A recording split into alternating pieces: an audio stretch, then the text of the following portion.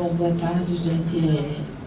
Agradeço o convite, não é, do banco da CIPAD, da CIPA, né, e que está desenvolvendo aqui a semana de prevenção e acidente de trabalho, e o Watson também articulando junto com o sindicato, sempre importante, não é, essa parceria. Então, a palestra, enfim, a fala, eu vou fazer uma fala de uns 30 minutos mais ou menos, e aí, se vocês quiserem debater, não é, a gente pode abrir para pergunta e fazer algo mais interativo. E aí, então, o que eu vou falar hoje para vocês é sobre, de uma perspectiva da psicodinâmica do trabalho, que é a abordagem teórica que eu trabalho, que inclusive é essa abordagem que vai fundamentar a pesquisa que vai ser feita no sindicato sob a minha coordenação acadêmica, por uma equipe de psicólogos que estão lá no momento trabalhando. É uma pesquisa sobre os riscos psicossociais relacionados ao trabalho, e envolve 4 dimensões, que é a organização do trabalho, o estilo de gestão, o sofrimento patogênico e os danos físicos e psicossociais como dimensões desses riscos, e que são importantes para identificar quais são os problemas relacionados à saúde. E é importante, como o Watson colocou, que todos participem, porque diz respeito a essa condição de trabalho e saúde, que é importante ser pesquisada, né, a partir desses indicadores. Então, essa abordagem da psicodinâmica e da clínica do trabalho, que é uma abordagem que tem como um foco central a saúde do trabalhador, e mais especificamente a saúde mental, tem uma forma singular de estudar, de compreender o fenômeno da violência e do assédio moral no trabalho, que é sobre o que eu vou falar nessa semana de prevenção, apontando quais são os elementos que podem influenciar ou determinar as práticas de assédio moral dentro das instituições, e de que maneira pode se caracterizar essas práticas, e os encaminhamentos institucionais que podem ser dados às situações onde acontece a prática do assédio moral. Então, para essa abordagem, o primeiro ponto importante para se destacar é que o assédio moral ele é resultado de uma dinâmica que antecede toda essa prática. Então, ela não acontece por acaso, não é uma prática que vai ser, digamos assim, estabelecida no ambiente de trabalho, sem se vincular a determinadas questões que vão sendo como um acúmulo, não é, de problemáticas que vai então desembocar. Se a gente pensar numa figura do iceberg, o assédio moral, então, ele está na ponta do iceberg, e para se chegar a essa prática, existiu um processo, uma dinâmica anterior, que é o que está muitas vezes invisível, abaixo do iceberg, que acontece dentro das organizações, e é sobre essa dinâmica, então, que eu vou explicar um pouco como é que ela se estabelece, o que é que acontece nas relações de trabalho, que podem, então, gerar essa prática de assédio moral. Então, para essa abordagem, o assédio moral, na realidade, é uma prática de violência extrema no trabalho. Então, nós estudamos o conceito de violência no trabalho, que é um conceito que está vinculado um comportamento, né, considerado como um comportamento patológico, e é um comportamento que se vincula a um sofrimento que acontece no ambiente de trabalho e que é mal, digamos assim, mal enfrentado ou mal mediado, em função de ser muito intenso. E por que que isso acontece? Então, qual que seria, digamos assim, a dimensão responsável para desencadear toda essa dinâmica que vai, então, se transformar numa prática de violência, numa prática de assédio moral? Então, a dimensão mais importante que vai desencadear essa prática é a forma como a organização do trabalho está estruturada, como a organização do trabalho está desenhada, dentro das organizações. E aí a organização do trabalho que vai envolver a divisão do trabalho, as normas, os ritmos, os prazos, as metas quantitativas, qualitativas, a qualidade do trabalho, os modelos de gestão e os processos de avaliação, além da infraestrutura e condições de trabalho. Então, todos esses elementos, eles vão ser, digamos assim, um desencadeador de uma dinâmica. Por quê? Porque vão produzir um efeito sobre a nossa subjetividade, a nossa forma de atribuir um sentido ao trabalho, a nossa forma de nos mobilizarmos para poder fazer o nosso trabalho. Então, existem organizações de trabalho muito prescritas, muito normativas, e existe, de outro lado, organizações de trabalho muito abertas, ou quase que desorganizadas, digamos assim, onde cada um pode fazer o que quer dentro dessas dimensões que eu apontei. Então, tanto uma organização do trabalho muito rígida, como o clássico Tempos Modernos, do Charles Sharp, que é a esteira de produção, quanto uma organização do trabalho onde não tem lei, onde se pode fazer o que quer. As duas situações, elas são férteis para as práticas de assédio moral. Por quê? Onde ela é muito rígida, todos aqueles trabalhadores que não seguirem essas regras, que não seguirem essas normas, eles podem se transformar numa vítima de violência no trabalho, de discriminação, de agressão, e ele vai de exclusão, que é mais ou menos o que esse conceito que eu vou falar daqui a pouco do que é o assédio. Quando a organização do trabalho ela é muito desorganizada, não há nenhuma previsibilidade do que vai acontecer, nenhum tipo de planejamento, e tudo é válido, tudo pode ser feito, também vai ser um ambiente fértil para essas práticas de violência, porque é como um faroeste sem lei, onde as pessoas fazem o que elas querem umas com as outras. Então, essa organização do trabalho, ela gera para todos nós, todos os trabalhadores, um sofrimento que pode ser criativo e ser transformado, ressignificado e se transformar em prazer, e pode gerar um sofrimento mais patogênico, que vai ficar ali presente e residual, contaminando essas relações de trabalho. Então, a gente tem a situação de, onde esse sofrimento criativo, que é parte, né, dessa organização do trabalho, que permite uma margem de liberdade, de manobra, e ele vai estar relacionado com as possibilidades de espaço de discussão, de cooperação e de reconhecimento.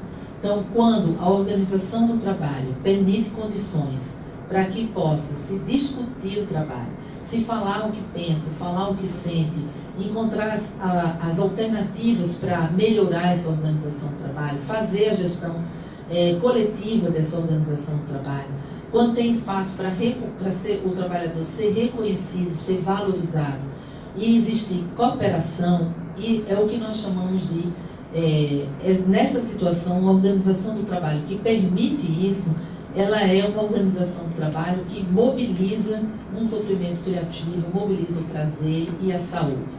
E aí está tudo, um destino, né, muito saudável dado a esse sofrimento. De outro lado, se essa organização do trabalho bloqueia esse processo de discussão, é uma organização do trabalho onde existe autoritarismo em relação à gestão, onde existe uma hierarquia rígida, onde não há espaço para discussão, não há cooperação, e sim competição, não há o individualismo, há uma avaliação de desempenho injusta, baseada apenas em resultados, não se considera o processo de trabalho, não se considera o invisível do trabalho. Com isso, o trabalhador não se sente reconhecido pelo esforço que ele empregou para fazer aquela tarefa, porque não é valorizado, não é visto, não é reconhecido esse esforço, apenas o produto final. Mesmo que o produto final seja um produto onde...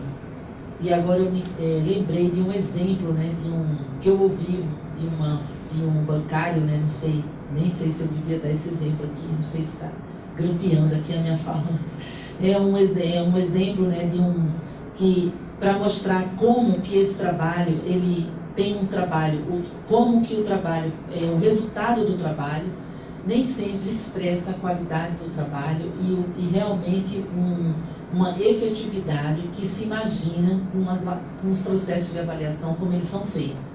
Então, é uma situação em que de uma agência que ia ganhar um prêmio se batesse as metas, isso, né, mais ou menos vocês sabem do que eu estou falando, se conseguisse bater as metas, então ganharia um prêmio, não sei, o prêmio, sei lá, ir para Disney, para Orlando, para qualquer prêmio desse tipo, assim, bem divertido, né, assim, bem interessante. E a agência que ganhou o prêmio era uma agência pequena e que as pessoas ficaram pensando, mas como que eles conseguiram? Tinha que vender seguro de capitalização, claro, naturalmente que era isso que tinha que ser vendido, né? Que é mais difícil mesmo de se bater essa meta da forma como ela é exigida. Então, se pensou, mas como que eles conseguiram vender uma agência tão pequena, tantos títulos, acho que, sei lá, 10 milhões, eram cifras e mais cifras de dinheiro, e a agência ganhou o prêmio. E depois fui lá, recebeu o prêmio, viajou, foi para Orlando e tal.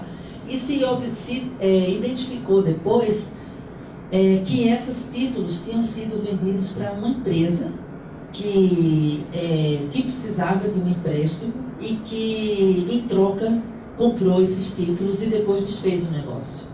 Ou seja, olha o prejuízo, não é? que essa situação, uma situação um pouco assim, talvez bem radical, né? Mas é uma situação que ela mostra a distorção em relação aos processos de avaliação. Você vai premiar, você vai avaliar quem apresentou o resultado, mas que resultado é esse? Trabalhou em nome de quem? Trabalhou para quê? Trabalhou para conseguir o quê como finalidade? Onde que está realmente a qualidade do trabalho? E onde está, de fato, a efetividade, no caso, né? Assim, o próprio lucro, ele mesmo fica comprometido, porque depois teve um prejuízo em relação a isso. Então, não sei porque me lembrei desse exemplo, enfim, mas para deixar claro que esses processos de avaliação só pelo desempenho, assim como essa falta de reconhecimento de um trabalho que é invisível e que é um trabalho que nós investimos, o nosso físico, o cognitivo, o nosso afetivo, para desenvolver o trabalho, isso não ser reconhecido gera um sentimento de injustiça. E essa vivência de sofrimento, como eu dizia, se não é o sofrimento criativo, o prazer que vai gerar a saúde em função de existir reconhecimento, cooperação, espaço de discussão, flexibilidade para negociação, imagem de negociação, inclusive para a negociação dessas metas quantitativas e qualitativas, porque muitas vezes você, pela quantidade, você prima pela qualidade, que foi esse exemplo que eu dei. Quando não existe esse espaço, o que vai existir para aqueles trabalhadores, numa organização do trabalho que não permite isso, que bloqueia isso, que é rígida ou que é muito aberta, o que vai permanecer é um sofrimento patogênico. E aí, esse sofrimento patogênico, ele é muito danoso para as relações sociais. E é daí onde vem a causa de muitas das situações de violência e de assédio moral. Então, se a organização do trabalho ela bloqueia essas dimensões, ela vai ser uma organização do trabalho autoritária, que vai gerar conflito, que vai gerar competição, climas de rivalidade. E esse ambiente, ele vai ser um ambiente onde a violência, vai existir aí um sofrimento patogênico, porque as pessoas não vão conseguir, os trabalhadores, nós não vamos conseguir fazer de fato o nosso trabalho. É como se a gente quer trabalhar e não pode, né? A gente quer fazer o trabalho, mas as condições que são oferecidas, ou a forma como as normas estão estabelecidas, ou a maneira como a gestão é feita, faz com que a gente não consiga trabalhar, a gente não consiga encontrar as soluções do nosso trabalho. Então, a gente quer dar conta do trabalho e não consegue. Então, esse sentimento de insegurança, muitas vezes, angústia, impotência, medo de errar, de não ser capaz, de não dar conta, de ser discriminado, de não pertencer mais àquele grupo porque não consegue atender todas essas prescrições, se acumula numa série de frustrações que se junta muitas vezes a uma falta de apoio mesmo das chefias e a essas injustiças, e vai gerar esse sofrimento patogênico. Quando esse sofrimento patogênico, ele digamos assim, ele contamina aquele grupo, vamos pensar que uma situação de assédio moral vai acontecer em um determinado setor, grupo ou unidade, quando esse sofrimento patogênico contamina esse grupo e provoca todos esses sentimentos de angústia, de insegurança, de medo, o que vai acontecer?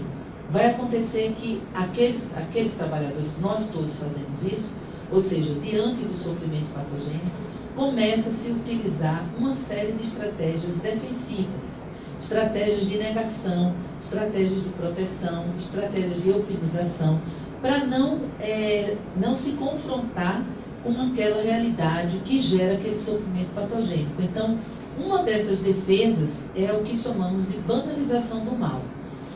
E essa defesa da banalização do mal e outra que chama-se servidão voluntária são duas defesas que vão estar na base das práticas de assédio moral. Por quê? Porque aí, já diante daquele sofrimento patogênico que não pode ser alterado, nós começamos a usar essa estratégia de banalizar o mal, ou seja, todo tipo de violência, discriminação, agressão que aconteça no ambiente de trabalho ou desrespeito à condição humana é banalizado. Começa a ser visto como, isso é natural, se é assim mesmo, acontece assim, aqui só no chicote mesmo, se não for assim não vai, não funciona, o trabalhador precisa de ser controlado, precisa de ser monitorado, senão não vai fazer nada, senão vai ficar, não vai trabalhar, não vai cumprir a sua tarefa. Então, começa a haver uma situação de banalizar todo tipo de agressão, de discriminação, de desrespeito em relação aos trabalhadores. Há exigências que são exigências sobre-humanas, exigências que não são exigências de acordo com a qualificação de cada um. Então se começa a ter uma banalização desse mal e ao mesmo tempo uma servidão voluntária que está muito na base do assédio moral, que é em nome do conforto, da sobrevivência naturalmente, do trabalho, do emprego, da sobrevivência, do conforto, do status, do poder. Então, nós terminamos entrando numa servidão voluntária e consentindo uma série de práticas de discriminação, de agressão, de violência, considerando e fazendo essa racionalização de que é normal, de que é banal, de que é natural. Então, começa a existir algo que a gente chama quase que de uma legitimidade organizacional de que essas práticas de violência, elas são as certas.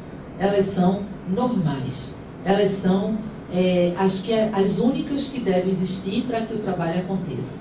Então, essas defesas que se estruturam em função desse sofrimento patogênico, principalmente essa banalização e a servidão voluntária, vai fazer com que a própria forma de gestão passe a ser uma gestão pautada em práticas de violência e que isso seja aceito e legitimado, inclusive tido como mais eficiente, como a mais eficiente forma de gestão.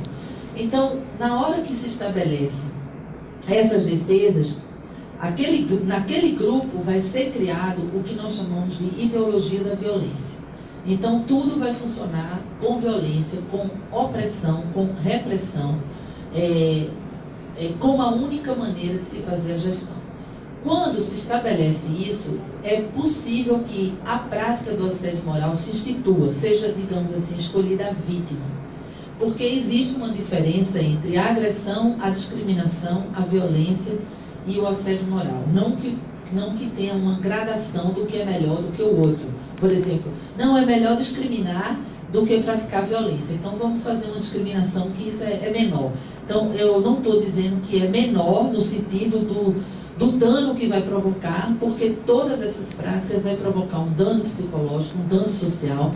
Elas são nefastas para a própria qualidade do trabalho.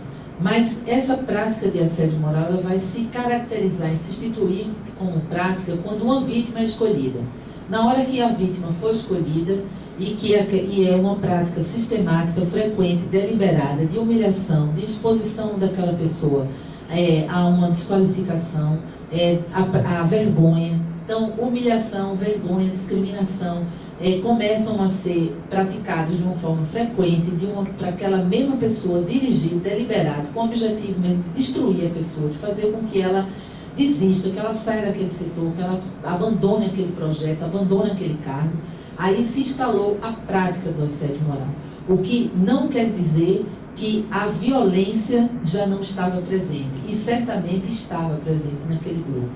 E aí uma violência, como eu dizia, instituída, e que hoje a gente pode, alguns autores consideram que existe já o que é chamado de assédio organizacional. E esse assédio organizacional seria todas as práticas de gestão vinculadas a um modelo mais gerencialista, produtivista, um modelo onde existe muito controle, onde existe exageradamente, onde existem muitas demandas ou muitas exigências, que são exigências que as pessoas que trabalham com direito, e que eu já participei de várias mesas e de vários debates, eu falando uma vez com uma desembargadora aqui do Ministério Público do Trabalho, e ela dizia então que às vezes que é impossível do ponto de vista humano, considerando 24 horas do dia e considerando todas as necessidades biológicas no limite total, algumas metas que são exigidas, elas são matematicamente impossíveis de serem batidas por um ser humano. Tem que ser um robô para fazer. Então, esse tipo de... é absolutamente impossível, matematicamente impossível, alguém conseguir fazer com todas as nossas limitações biológicas. Vamos supor que a gente ficasse... Qual o tempo máximo sem dormir? Qual o tempo máximo sem comer? Que um ser humano aguenta. Se a gente fosse fazer essa matemática, então ficaria no limite do tempo sem comer, sem dormir, sei lá, uma semana, não sei qual é essa matemática, mas vamos supor, 3 dias. Então, 3 dias é possível um ser humano ficar sem comer e sem dormir.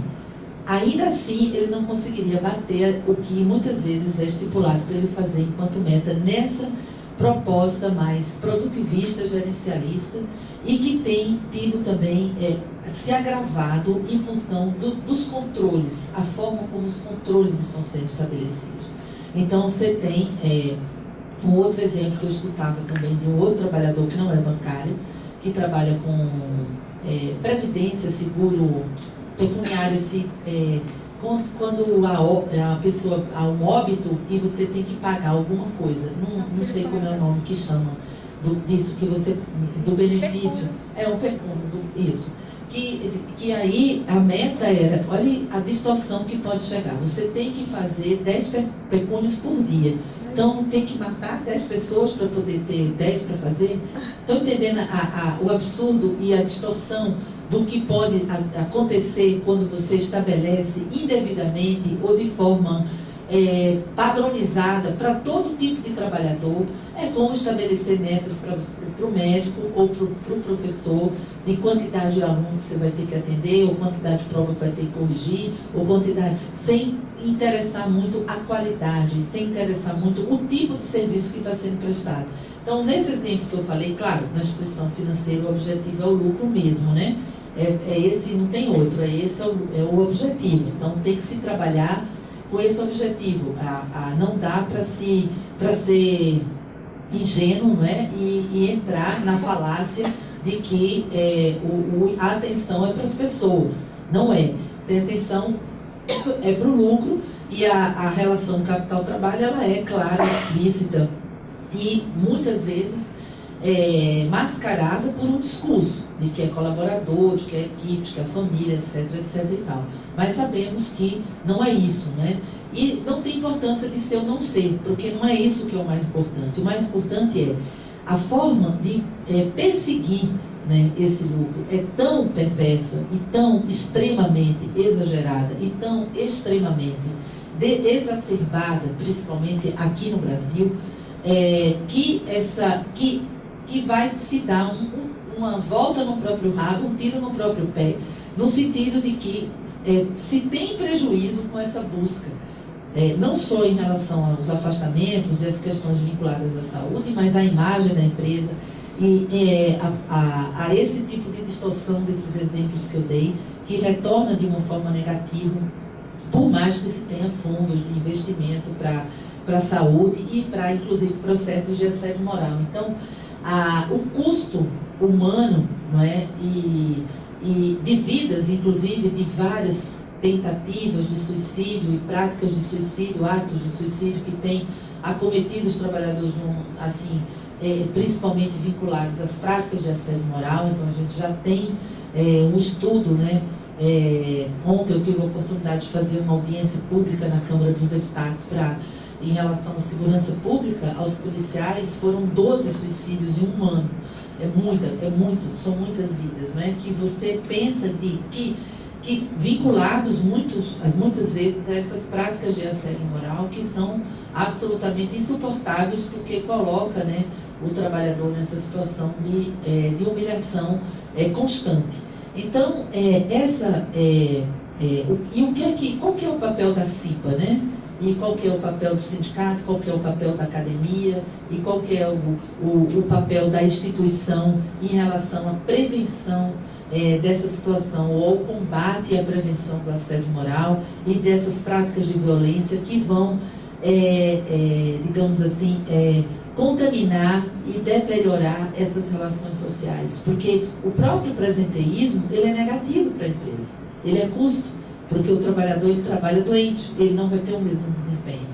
E ele não vai querer entrar em atestado, porque vai ter uma via cruz na vida dele se ele entrar em atestado em termos de discriminação. Às vezes a prática de assédio moral vai acontecer depois que ele adoece, depois que ele se afasta, porque aí vem todo aquele preconceito, né? E aumenta a sobrecarga daqueles que ficam. Então, essas situações essas práticas de assédio moral, elas podem ser vertical, mas elas também podem ser horizontal, de colega para colega, e hoje tem se ampliado de colega para colega. E, por exemplo, o afastamento por doença ocupacional pode gerar depois essas práticas de assédio moral. Não existe também, importante eu dizer antes de falar sobre a prevenção e a promoção da saúde, não existe um perfil de assediador, né? Então, dentro dessa teoria que nós trabalhamos, alguém que foi um dia foi vítima do assédio moral pode um outro dia ser o praticante, e quem foi praticante um dia pode ser vítima. Então, ninguém está imune. Não existe uma vacina. Esse contexto hoje está tão... A intensificação do trabalho, esse aumento de exigência, a precarização e essa situação de violência vinculada à gestão, ela está se intensificando de tal maneira que não tem digamos assim, todos estão expostos de alguma maneira, estão em risco de ser vítima. E não existe esse perfil. E muitos dos trabalhadores que nós já escutamos, já pesquisamos e já tivemos oportunidade, enfim, de escutar essa problemática, muitos são aqueles exatamente que denunciam uma determinada situação. São aqueles que mostram, são até às vezes os mais brilhantes, ou os mais competentes, ou os que trabalham mais, ou os que denunciam alguma coisa que não está certa. Uma injustiça, por exemplo, na distribuição de tarefa. Chegar para o chefe e dizer, olha, eu acho que não está justo a forma como essas tarefas estão distribuídas, porque não estão distribuídas pelo critério da competência, ou tem gente que está mais sobrecarregado que outro. Esse pode se transformar numa vítima, porque essa situação o modelo de gestão instituído hoje é um modelo para transformar os trabalhadores em normopatas, para que tudo seja normatizado no sentido de normal, no sentido de que é assim mesmo, e se você sentir alguma coisa diferente daquilo, é você que está fora, é você que não está bem, porque a normopatia vai invadindo ao ponto do que se você acha que essa situação de violência é estranha, você que está fora, você que vai ser discriminado porque você acha. Então, em alguns contextos, em algumas situações, isso tem se alastrado a esse ponto de se constituir como uma normopatia, se achar que adoecer é normal, que ter assédio é normal, e como aconteceu com o estresse, a própria banalização do estresse numa determinada época, de que não, tudo é estresse, e aí você não consegue identificar realmente o estresse. Então a gente também tem que ter um pouco de cuidado para que tudo não seja assédio moral, para não entrar nessa banalização e nessa normotização, porque aí a gente não vai mais conseguir identificar quais são as situações que são de fato e poder tomar as providências ou denunciar as que de fato são. Porque se vira uma prática normal a violência, você não tem como discriminar mais o que é uma prática de assédio moral e o que não é. Então, com isso, eu estou dizendo, né, explicando um pouco, um conceito que os juristas têm usado para fazer processos, né, de danos, de avaliação de danos relacionados a assédio moral, é esse conceito de assédio organizacional, que tem a ver com esses modelos de gestão, que são os modelos agressivos. Não sei se vocês já ouviram falar, dizer, você tem que ser um gerente agressivo, você tem que ser um gerente... o que é que tem nesse discurso? Né? Então, é um discurso que diz, olha, você vai ter que desrespeitar, discriminar, ultrapassar limites, ser o dono da alma do trabalhador, não é só mais do contrato de trabalho dele, nem das horas de trabalho, mas é da alma dele, é do que ele pensa, é do que ele sente, de modo que ele vai ter que ser esse que vai atender, não é, de forma muitas vezes desumana, no sentido de que é impossível, como eu dizia, matematicamente atender, exigências que estão fora do padrão, enfim, dessas possibilidades de serem feitas por um humano, né? Então, só concluindo isso e retomando, não existe a vítima e o agressor. Tem uma dissertação de mestrado na UNB, que inclusive se transformou em livro, que foi feita inclusive numa empresa de investimento, não foi banco, mas uma empresa que trabalha com investimento financeiro, e que exatamente as pessoas, nessa pesquisa, as pessoas que foram vítimas, em outras situações elas foram as agressoras ou os praticantes do assédio e vice-versa, a mesma pessoa. Então existe o estudo de caso dessa pessoa que foi, né? E eu também já ouvi depoimentos de pessoas que, assim, mas eu não sabia que o que eu estava fazendo eram práticas de violência ou eram práticas de discriminação, porque me disseram que era para agir assim, porque o treinamento que eu recebi como gestor foi esse. Então, se a empresa deu um treinamento e disse para o gestor, você acabou de entrar no seu trabalho, você é gestor, vai num treinamento, e no treinamento lhe é ensinado que você tem que ser agressivo, esse sujeito ele está sendo, de alguma maneira, treinado, não é, para ser alguém que vai ter uma prática de violência. E aí, se ele tem essa prática, e todos lá no grupo entram na servidão voluntária, tem uma defesa de aceitação, de banalização, para escolher uma vítima e ter uma prática ali, é um passo, não é, muito curto, é quase que sem limites, sem fronteiras, você passar dessa situação para outra. Então, já assim, para a gente concluir, como fazer, então, o enfrentamento, ou o combate, ou a prevenção dessas situações? Primeiro, é preciso se pensar os paradigmas da organização do trabalho. Com base em que modelo ou em que perspectiva essa organização do trabalho ela está sendo desenhada. Então, é para chegar aonde, por quê e à custa do quê.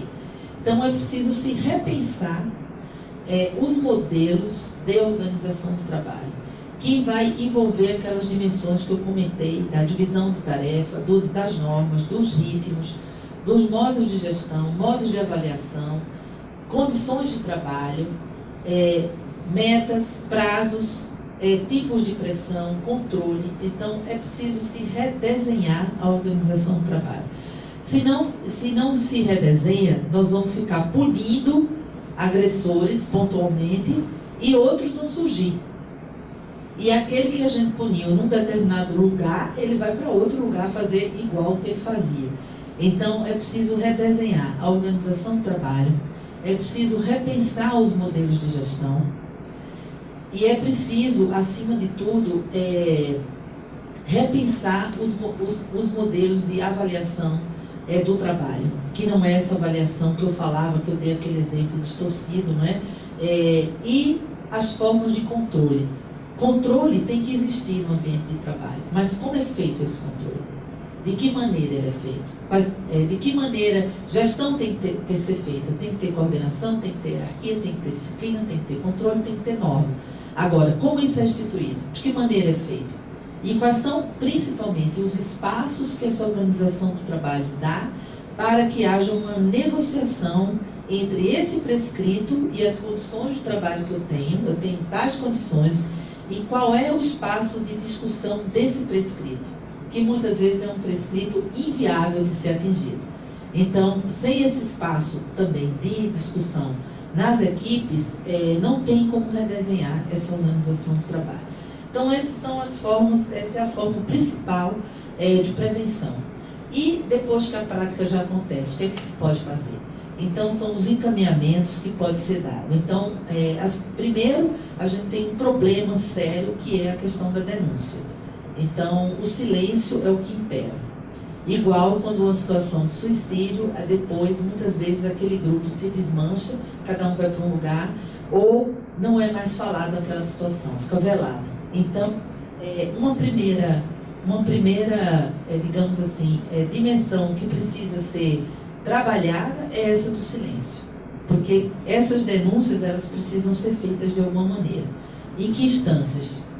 Primeira instância de uma instituição é a área de recursos humanos da empresa, né? A área de gestão de pessoas, a área de recursos humanos, a área de saúde da empresa, a comissão de ética, a ouvidoria. Então, toda empresa vai ter, a princípio, né, e aqui vocês têm muito claramente, muito fortemente, inclusive tem a comissão de ética aqui também que funciona no banco. Então, nesse banco, vocês podem, primeiro lugar onde se vai fazer uma queixa, uma denúncia da situação, seria nessas instâncias institucionais responsáveis para fazer essa regulação, essa gestão das pessoas e da saúde.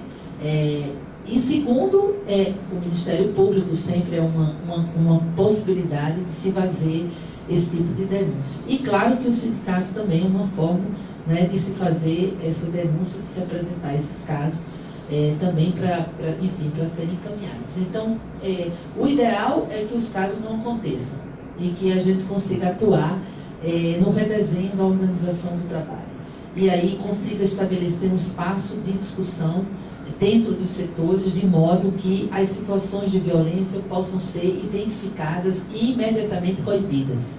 Então, eu penso que uma empresa que está interessada em não ter casos de assédio moral, ela vai ter que ter dentro do seu programa gerencial algo muito dirigido a isso, no sentido de que aqui não é permitido. E esse gestor que desenvolve ou pratica, ou os grupos, ou mesmo os servidores, os empregados, os funcionários, eles precisam de ser, digamos assim, punidos, porque é algo que não deve ser jamais praticado dentro daquela empresa. Nenhum tipo de agressão, nenhum tipo de discriminação, nenhum tipo de violência. Então, o próprio treinamento gerencial, o próprio desenvolvimento gerencial já deve ter isso como proposta. Se é uma empresa que realmente não está interessada em fazer essa prevenção ou de coibir esse tipo de prática, ela vai ter até, de modo contrário, uma cultura que legitima. E aí vai premiar aqueles que usam chicote, digamos assim, né? Ou que discriminam, ou que praticam essas agressões como sendo os mais eficientes. E isso pode entrar nesse espírito que eu falava de ser uma normopatia. Então, o normal é a violência. A não violência é que seria o anormal. E aí esse que não quer a violência é o que vai ser certamente a vítima escolhida naquele grupo para que essa prática, então, aconteça. Tá? Então, deixa eu ver, acho que basicamente seria isso, não é? E aí a gente pode ver se alguém tem alguma pergunta, alguma dúvida, para que eu possa responder alguma.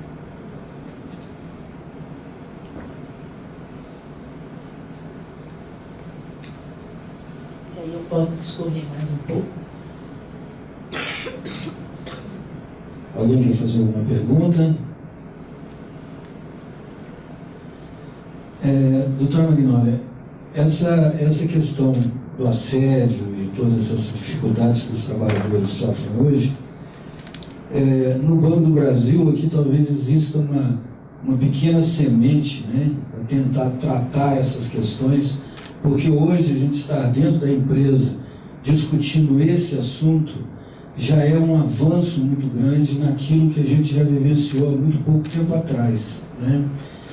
Esse evento, especialmente deste ano, nós estamos fazendo pelo segundo ano consecutivo o encontro das CIPAs, né, a Semana Interna de Prevenção de Acidentes, de uma forma unificada em Brasília. Fizemos no ano passado, estamos fazendo este ano, e este ano já consolidamos a base para que a gente possa fazer esse evento em nível nacional. Nós já tivemos até a sinalização da área de pessoas para que isso efetivamente possa acontecer. Não é simples essa luta, porque uma empresa do tamanho da nossa, a gente sabe que é difícil ficar vigiando, né, as pessoas que praticam o assédio ou a violência. Mas uma coisa que fica muito clara para nós é que a subjetividade no processo, ele tem uma influência muito grande nesse adoecimento, porque as pessoas vêm trabalhar para fazer aquilo que é o certo, né? Mas às vezes são cobradas por aquilo que ela não fez, né? Ela se esforçou para fazer o certo, mas quando a cobrança vem, não é nada daquilo que ela fez. Então essa estruturação do trabalho, né, nas empresas, é uma coisa que seria muito importante para reduzir esse tipo de problema.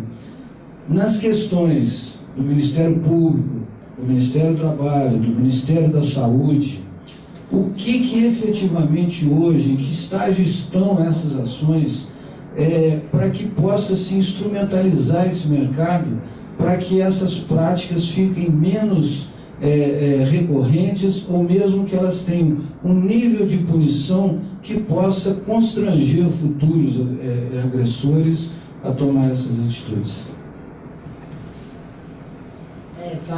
Foi bom você lembrar, né, que eu acho que é importante ressaltar que existe toda uma ação, né, uma intenção na área de gestão de pessoas do banco. Eu conheço, né, aqui a área de gestão de pessoas do Banco do Brasil, e existe realmente o comitê de ética e a área de qualidade de vida e bem-estar, e a área de gestão de pessoas tem um interesse, né, em tentar começar a ter essa discussão e a desenvolver algumas ações de prevenção que são de fato bastante desafiantes, não só pelo número de funcionários que tem aqui no banco, como pela territorialidade, né, que você tem no banco em todos os lugares que a gente até duvida, né? Então é difícil realmente ter um programa, não é, que atenda e que resolva realmente essa. Mas eu penso que existe uma tentativa que é importante, né, e que a universidade também tem contribuído e participado. Acho que é importante deixar isso também registrado, né? Bom, o meu contato maior é com o Ministério Público do Trabalho, e ainda nós temos carências de lei, mas existe uma controvérsia em relação a essa discussão. Alguns juristas acham que a própria Constituição já é a lei, com o primeiro artigo da Constituição, respeitar a dignidade humana. Se isso fosse realmente colocado em prática, não precisava mais nenhuma lei, não é? Essa seria a única lei que regeria a nossa sociedade, né? Então, alguns juristas vão na linha de que são linhas. Eu não sou dessa área, né, mas como eu tenho um trabalho assim, um pouco também em parceria com eles, né, uma linha de que a punição não é a solução.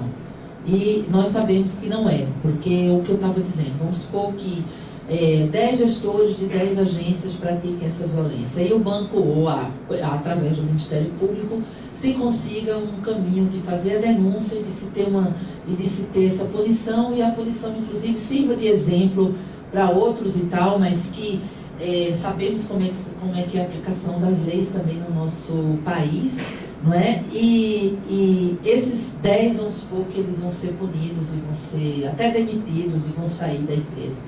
Se o modelo de gestão não muda, os 10 que vão entrar no lugar deles vão ser treinados da mesma maneira. E daqui a um ano eles estão fazendo a mesma coisa. Entendeu? Eu estou dando assim, um exemplo um pouco radical, para poder a gente entender qual que é o papel da lei. Ela é importante? Ela coíbe comportamentos? Claro que sim.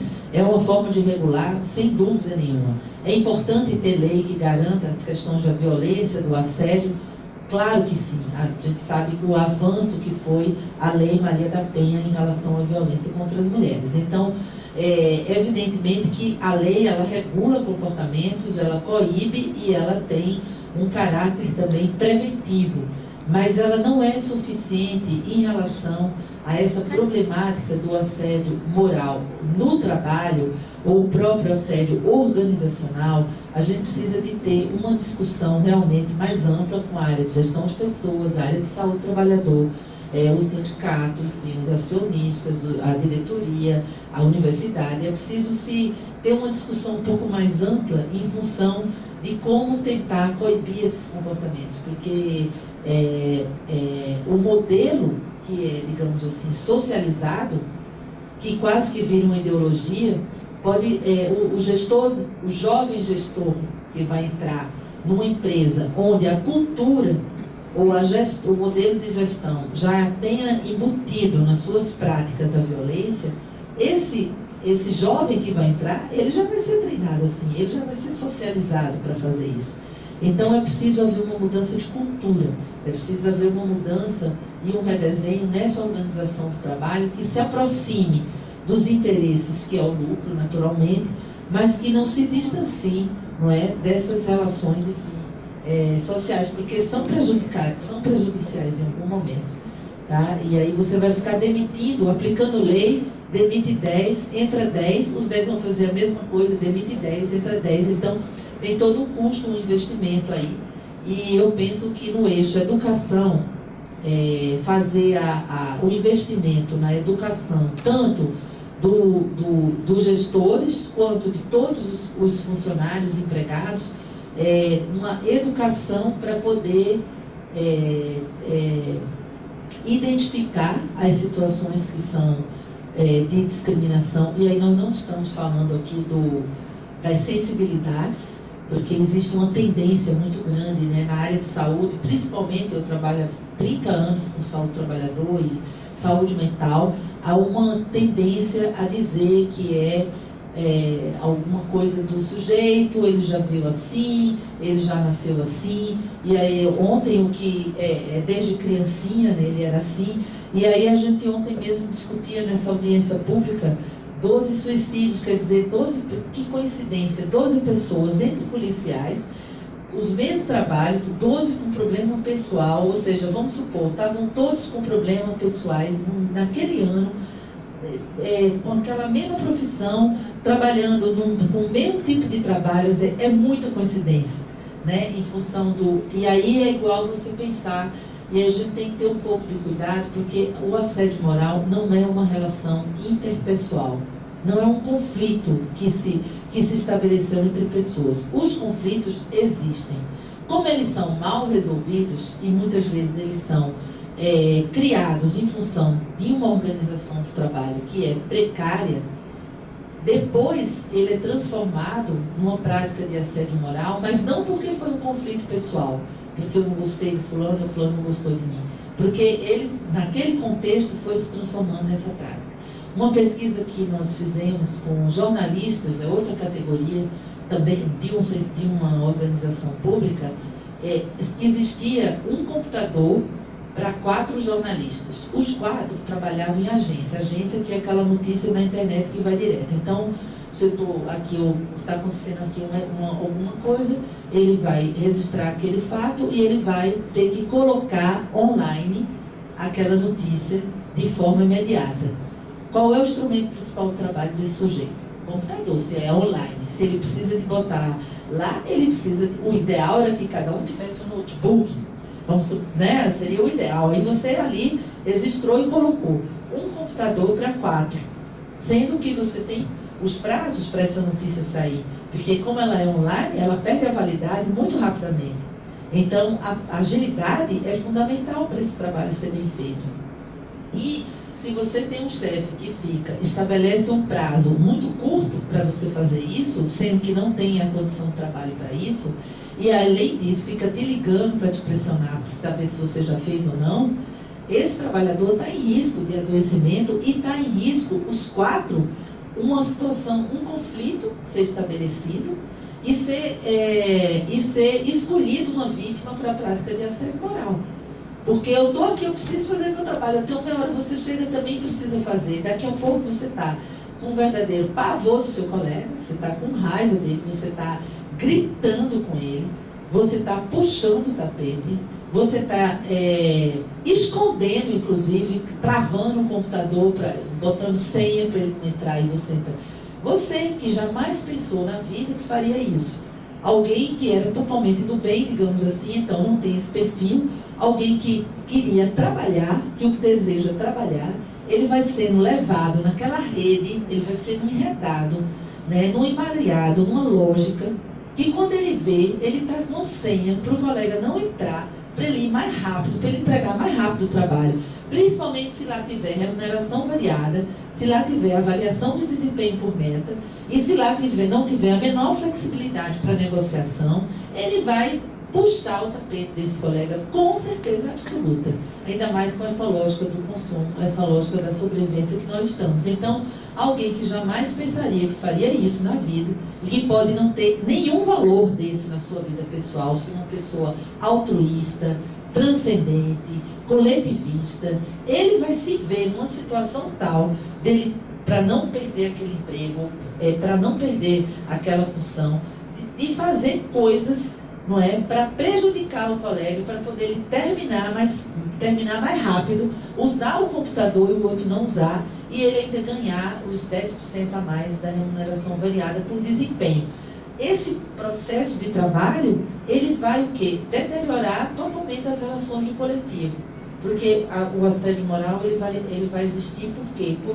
Em função, uma das questões é a crise dos coletivos de trabalho, a crise da solidariedade. Por quê? Porque os coletivos de trabalho estão sendo desestruturados, eles estão sendo destruídos por algumas formas de gestão. Esse exemplo é muito simples que eu estou dando, aparentemente simples, mas ele pode ter um desdobramento absolutamente nefasto, inclusive um desses trabalhadores ser a vítima, viver o assédio moral e até, de repente, ter uma ideação suicida e até se matar. E ontem uma pessoa fazia um exagero também, do tipo, essa reunião foi desmarcada. Como assim? Eu não suporto, uma metáfora, claro, eu não suporto mais que essa reunião seja desmarcada. Dá vontade de subir no último andar do prédio e pular. Quer dizer, como... claro, isso foi uma entre super aspas, né, assim, uma brincadeira que de vez em quando falamos assim, né? Não, você dá vontade de morrer com isso. Isso levado à radicalidade de uma situação onde o sujeito está exposto a muita humilhação, a muita vergonha e a muita opressão. E ele é enredado numa rede dessa, que é contrária, às vezes, aos valores dele, pessoais. Esse sujeito ele pode ser levado a uma patologia, no caso, né, do suicídio. Então, acho ótimo que as CIPAs, que aqui esteja tendo essa ação, né, de articular as CIPAs de todos os estados, de fazer e discutir essa temática, porque realmente essa prevenção está muito ligada a redesenhar esses modelos. E a redesenhar, quando eu falava avaliação, e agora eu falei e também nessa remuneração variada, que é uma forma de desestabilizar e gerar competição, por isso, porque você não tem como ter um único computador para 4 pessoas, que o computador é um instrumento fundamental para ele bater a meta que foi dada para ele. Quer dizer, são distorções que precisam ser vistas e, além de as metas serem humanizadas no sentido das horas de vida, como a procuradora falou, além disso, ela precisa ser dada condições para que ela seja feita, digamos assim, né? Como é o caso dele. Você não tem como botar uma reportagem em 15 minutos se você só tem um computador. Chegou lá, tem alguém usando. Você vai empurrar a pessoa e vai querer ocupar o lugar dela. Virou um conflito interpessoal que pode se desdobrar e virar uma prática de assédio com aquele sujeito. E aí o grupo todo fazer. Então vamos isolar fulano, é -1. Agora só somos 3. Então, ou 2 contra 2, vamos isolar os dois, só somos os dois aqui para usar esse computador e a gente vai conseguir fazer mais rápido. Então, os próprios colegas já podem escolher as duas vítimas, vamos supor que sejam 2 que sejam muito ágeis e 2 que não, os que são menos ágeis e precisam usar, podem escolher aqueles 2 como vítima. E aí colocar senha no computador, e aí fazer coisas que começar a fazer ter várias atitudes que vão de isolamento desses aí colegas, e aí a prática de assédio está estabelecida e não foi um conflito interpessoal porque eu não gosto da pessoa. Foi a partir de uma situação de trabalho que isso se desdobrou.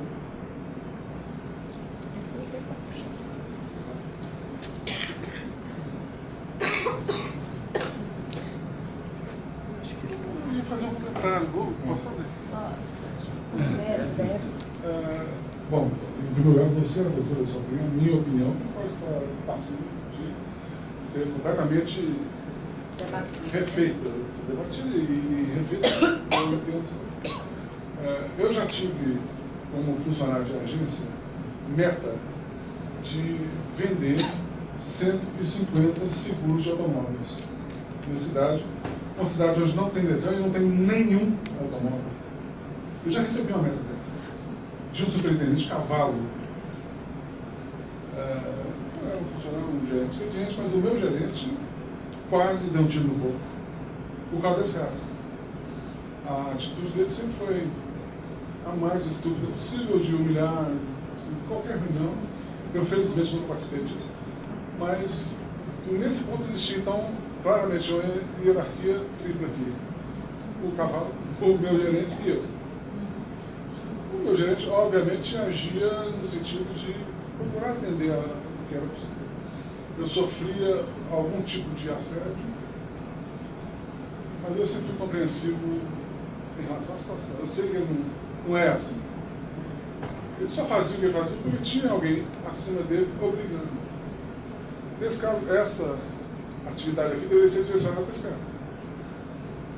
Nós dois aqui sabíamos exatamente que ele está completamente equivocado. Eu não sei como que o banco e o sindicato estão agindo no sentido de orientar esse cara aqui, que é quem precisa estar obtendo o benefício do seu conhecimento.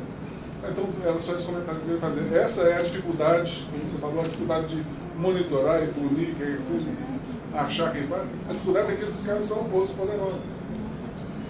Se fosse a ralé, seria muito fácil achar mesmo. Achar, pegar e botar para fazer o que quer.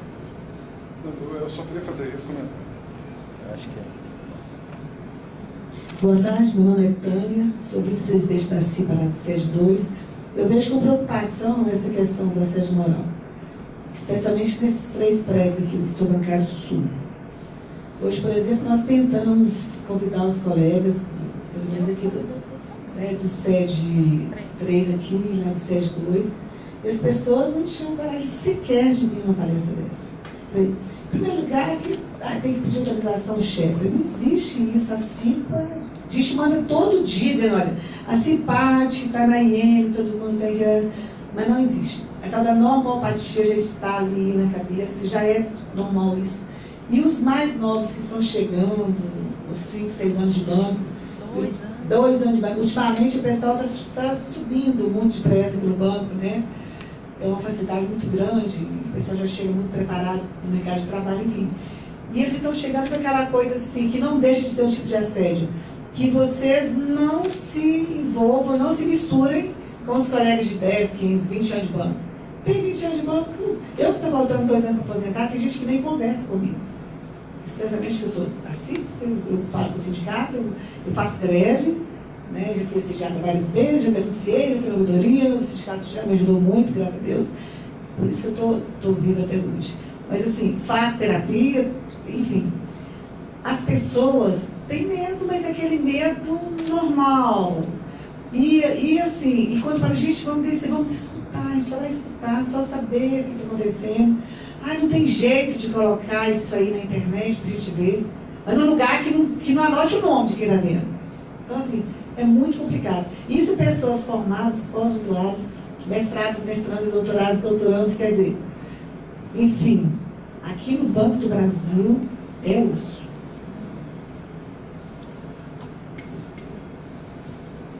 Ana, então eu queria que, após você comentar as falas dos meninos, fizesse aí um convite aos trabalhadores a gente fazer uma alteração nesse banco público que a gente entende está sendo necessário ser remodelado, e um convite para a pesquisa que a gente pretende fazer. Não à toa queremos fazer essa pesquisa em Brasília, por aqui ser a sede do banco, e a representatividade está em Brasília, perto das zonas de poder, para que a gente, com uma boa pesquisa, possa estar atuando em todos esses agentes que possam nos ajudar aí no sentido de Ministério Público, audiências públicas do Senado, na Câmara, para a gente denunciar, se caso tivermos a colaboração dos trabalhadores, fazer uma boa estratificação sob o seu comando aí, é claro, com a sua experiência, para fazer uma boa radiografia do que de fato está acontecendo nos bancos públicos e com os bancários. Tá bom?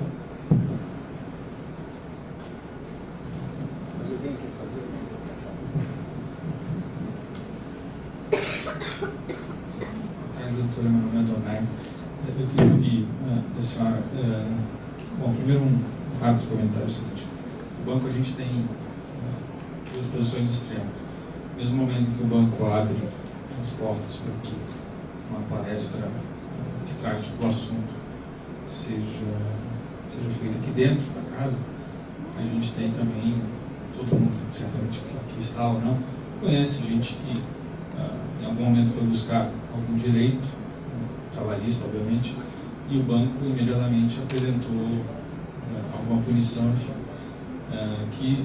E aí eu queria entender um pouco mais o que a senhora falou no começo, que o assédio moral ele não nasce da noite para o dia, é a ponta de um iceberg, uma coisa maior, que eu entendi, não sei se eu entendi certo ou não, mas que é um processo que vem acontecendo.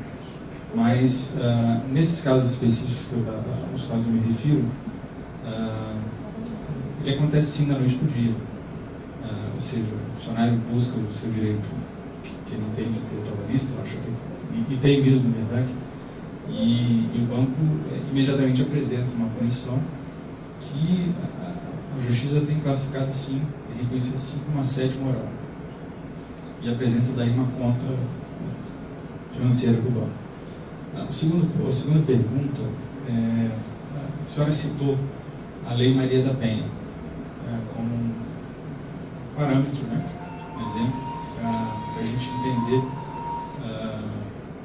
que, no seu entendimento, para que nós entendêssemos que isso talvez não é questão da assédio moral, uma lei não resolvesse esse problema. Pelo que eu entendi, a senhora disse que no assédio moral seria necessário uma conscientização, um treinamento. A senhora citou, por exemplo, tirar 10, botar 10, mas veja, no caso da Maria da Penha, foi necessária uma lei, porque não adiantaria você conscientizar, mudar a cultura e tal. Por que não, no caso do assédio moral, criminalizar essa prática? Também não seria, citando o caso, seria uma prática, uma situação semelhante, ou seja, você criminaliza, você dá um corte naquilo ali, uma primeira iniciativa para aí sim tentar mudar a cultura. Eu queria ouvir isso para dentro.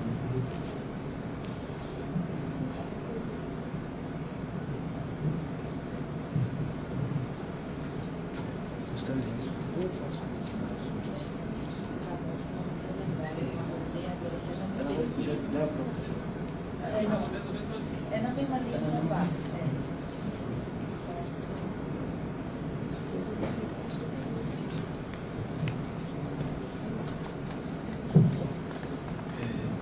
Boa tarde.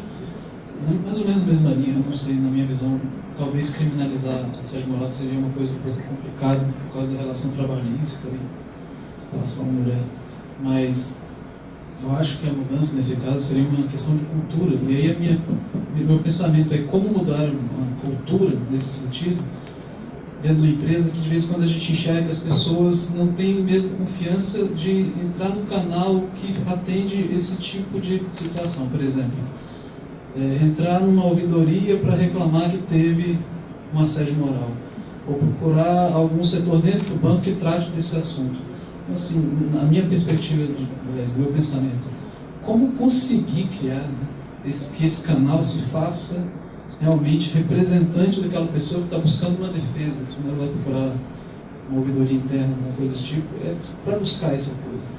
E eu, assim, muito ouvindo isso de muitos colegas que sofreram coisas dentro do banco e que deixaram de falar por medo de ter algum canal interno que depois possa sofrer uma represália ou mesmo uma dificuldade de ascensão futura, qualquer coisa desse tipo.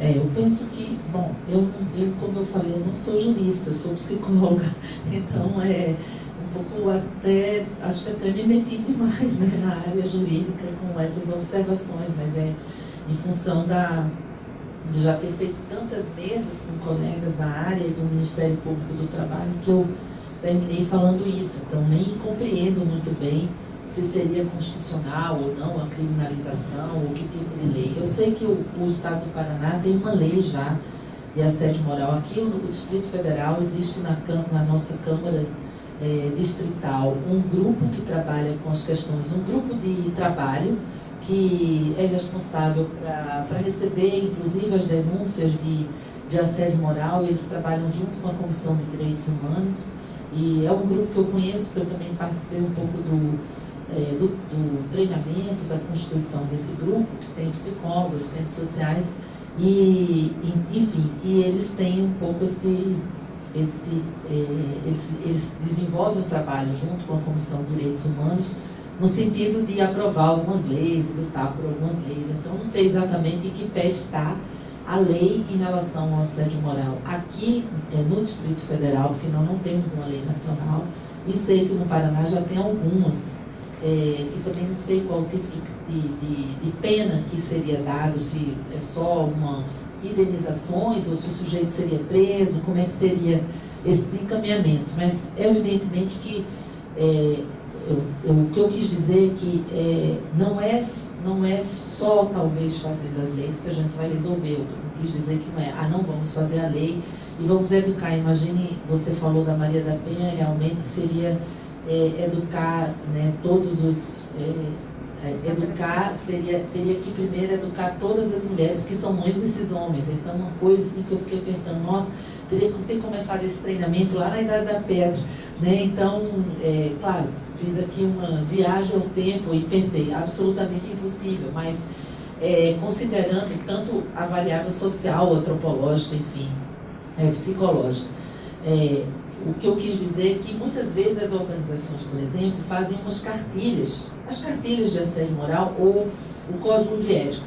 O código de ética é um instrumento que tem sido usado nas organizações e que, se ele não for realmente aplicado, não adianta você ter um código de ética. Então, às vezes você tem a lei, mas ela não é praticada, então não adianta ter a lei.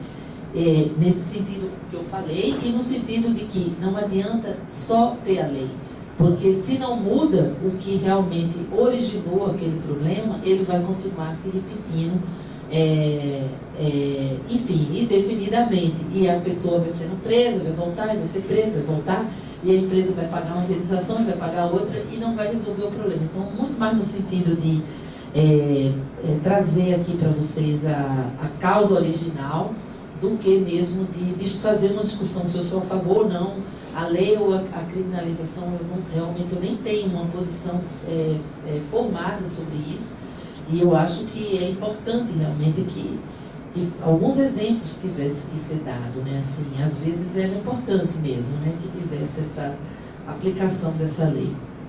Bom, então, em relação a isso, em relação a participação das pessoas, o envolvimento, esse silêncio e esse imobilismo que está acometendo os trabalhadores, que a gente sabe que tem questões que são também históricas, econômicas, toda essa desestruturação dos coletivos e da mobilização e a própria internet. Então, tem muitos fatores que não são hoje só assim organizacionais. As organizações já é um reflexo de uma sociedade que já está digamos assim, imperando valores muito individualistas, né? Valores muito egocêntricos. Então, o espírito de solidariedade, do coletivo, realmente isso está cada vez menos, né, das várias, ainda mais nas gerações, as gerações fast food, as gerações internet, a geração chats, quer dizer, são os tempos líquidos, né, que o Bauman fala, né? Então, relações substituíveis, descartáveis, pessoas descartáveis, vínculos afetivos frágeis, a crise de solidariedade. Essa é uma crise da sociedade que nós estamos vivendo. Agora, o que nós não podemos esquecer, e que é muito importante para a gente continuar nesse trabalho, como o colega Flávio, reunir a CIPA e desenvolver ações, é que a toda dominação tem uma resistência, sempre, em qualquer situação. Então, mesmo que essa resistência seja pequena, mesmo que essa resistência seja de poucos, mesmo que essa resistência não seja, ela sempre vai existir. E é a partir dessa resistência que as contraculturas podem ser construídas e mudar a cultura. Porque foi a outra pergunta, como faz para mudar uma cultura? É a longo prazo, é a anos. Primeiro tem que ter vontade política. Então, uma empresa que quer mudar a sua cultura organizacional tem que ter vontade para fazer isso.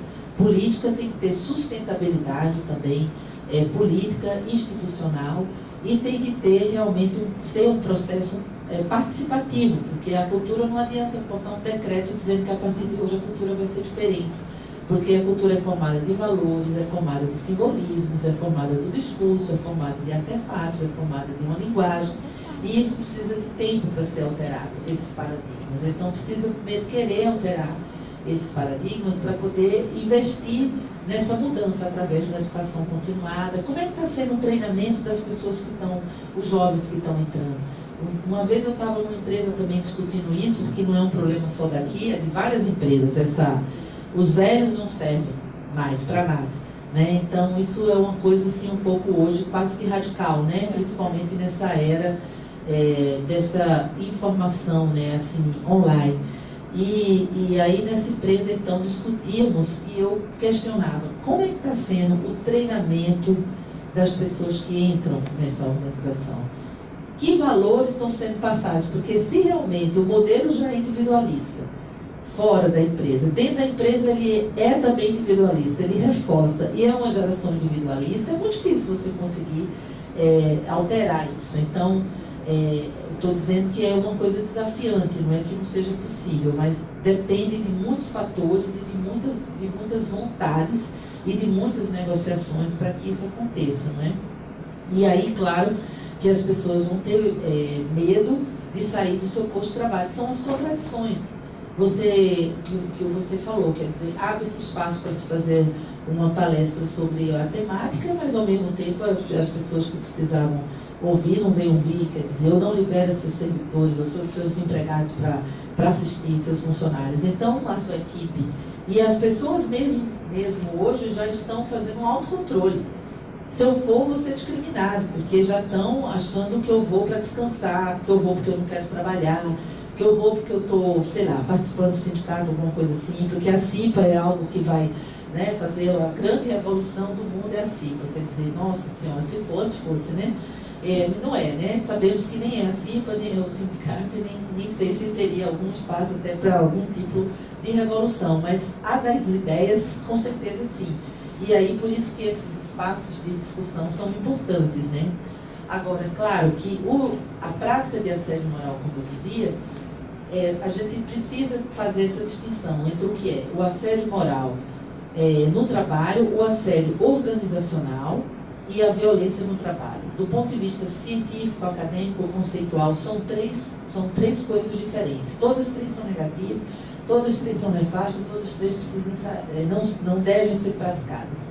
Mas a violência, ela seria esses atos, né, esses todos que até vocês deram exemplo, são atos de violência. Quando você fala, é um ato de violência, quer dizer, é absurdo, né, você vender 150 seguros numa cidade que não tem nem Detran, né, ou não tem carro, quer dizer, é absolutamente impensável isso, né? Então, e você exigir que se faça isso, né? Até pode pensar, mas aí dispensa, literalmente, né? Mas você exigir que alguém faça isso é absolutamente Isso é uma violência. Você tinha que ver como Né? que era exigido. Pois é, isso é uma prática de violência. Você exigir que alguém dê conta de alguma coisa sem a menor condição de que isso aconteça. Então, isso é uma violência à pessoa. Ela vai demandar mais esforço, ela vai demandar mais investimento total, absoluto, e não vai conseguir. Então, isso é perverso, é uma falsa promessa, é uma falácia. Então, isso é um ato de violência. Esse ato de violência, se ele é banalizado, ele vai se alastrando, ele vai se desdobrando no iceberg, e ele pode se transformar numa prática de assédio moral com aquele trabalhador que chegou e falou: isso é um absurdo. Então, o que saiu da normopatia, ele falou: isso não existe porque aqui não tem Detran. O ato de violência, que é exigir algo impossível, ele pode se transformar numa prática de assédio contra aquela criatura que disse que não existia carro ali. Então, agora vamos começar a discriminar essa pessoa, vamos humilhar, vamos expor a situação de vergonha e constrangimento para ela sair daqui, porque ela é uma denúncia. Então, a prática de assédio moral, quando ela se institui, é em relação a uma pessoa ou a um grupo, e pode ser horizontal ou vertical. Antes dela acontecer, que a ponta, está acontecendo atos de violência, que se vincula à agressividade, etc. e tal, e está acontecendo uma banalização disso. Então, esse é o processo, não é? E que também não foi assim, da noite para o dia que começou essas violências. Eu imagino que talvez no banco, há 30 anos atrás, não tivesse tantos atos de violência como tem hoje, até porque não tinha essa questão das metas, foi introduzida depois da reestruturação produtiva. Então, é nesse sentido também que eu estava falando, que não é imediato, é algo histórico. Agora, uma prática, ela pode se instalar da noite para o dia. Você falou uma coisa e aquilo ali ficou como denúncia, no outro dia você já está sendo a vítima. E isso não foi avisado, isso foi imediato. Para você, sujeito que é a vítima do assédio, ou para o praticante, é imediato, é da noite para o dia. Mas esse comportamento, esse ato, ele está ligado a uma história. E ele está ligado a um modelo, né, de gestão, a uma cultura organizacional que foi sendo alterada e modificada a partir dessa lógica de mercado, a partir das próprias mudanças também da sociedade, né? Então, acho que com isso, sim. Bom, a pesquisa que o Adson pediu para eu divulgar de novo aqui, seria interessante, é bom, importante que vocês participem. A ideia é realmente fazer um mapeamento desses riscos, esses vários riscos que eu falei aqui, o risco de estar em atos de violência, estar num ambiente mais normopático, estar em uma organização do trabalho que vai oferecer distorções tais que você vai se tornar mais vulnerável ou mais exposto. Quer dizer, mapear, mostrar como essa situação está acontecendo em vários ambientes, para tentar ações de prevenção, ações de combate. Claro, é uma iniciativa do sindicato, mas que eu penso que pode, deveria ser abraçada pela instituição e de alguma maneira legitimada e negociada e discutida e ampliada e usada, porque é uma ação que é para todos, né? Embora uma parte desse todo que tomou a iniciativa, mas é uma ação que vai, eu penso, beneficiar a todos de alguma maneira, né? Se não nós, os que vão vir, ou os que ainda não entraram no banco, etc. e tal, né? Então, acho que com isso concluímos, não é? Acho que já passamos até da hora. Agradeço, não é? E qualquer coisa, estamos à disposição aí na Universidade de Brasília, tá bem? Para contribuir com vocês. Obrigada, gente.